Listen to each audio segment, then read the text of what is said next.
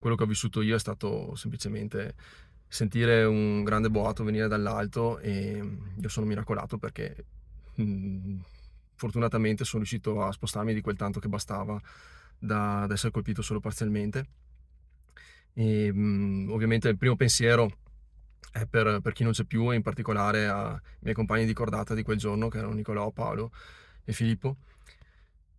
Penso che il miglior modo per tener vivo il loro ricordo per me sia continuare a portare avanti la passione per la montagna. Le parole di Riccardo Franchina, 2 anni dalla tragedia, il distacco del Seracco che travolse e spezzò sotto una valanga di ghiaccio e pietrame la vita di 11 persone, 8 veneti, 3 dei quali suoi compagni di cordata, la guida alpina Paolo Dani, Filippo Bari, il cui selfie scattato davanti alla montagna divenne simbolo di una tragedia, e il più giovane di tutti gli alpinisti travolti, Niccolò Zavatta, come Riccardo di Barbarano Vicentino, che ha trasmesso alla comunità un'eredità di amore per l'ambiente onorata oggi dall'impegno dei suoi amici. I suoi amici hanno costituito un gruppo, si chiama Un posto in cui tornare, che ha raccolto la criticità ambientale e ha veramente unito questo gruppo di giovani trasmettendo dei messaggi importanti fra loro nella comunità e coinvolgendo anche con iniziative veramente extracomunali di alto livello. Han fatto sì che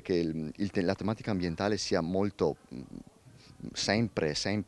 al centro dell'attenzione, per cui sono stati bravi e Nicolò ha lasciato questo messaggio veramente importante. Evento che ha lasciato una cicatrice indelebile a livello nazionale e che oggi viene celebrato a Trento con un minuto di silenzio osservato in Consiglio provinciale e con una messa di commemorazione delle 11 vittime a Canazei. Ma oltre alla vicinanza alle famiglie, il ricordo dell'assessore regionale Bottaccini è andato all'impegno profuso dai soccorritori. Più di 300 erano le persone nelle prime ore che sono intervenute, e quindi la macchina di soccorsi è assolutamente collaudata, che ha funzionato e che è riuscita anche in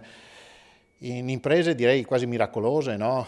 Ricordo per esempio quella persona fu recuperata, portata all'ospedale di Treviso e che aveva una temperatura corporea bassissima, tanto da far dire che insomma, le speranze erano pochissime e che invece si è ripresa. Insomma, quindi ci sono anche qualche aspetto positivo in quella vicenda e quindi io mi sento anche di ringraziare tutti i soccorritori che hanno esposto a un rischio rilevante la propria incolumità.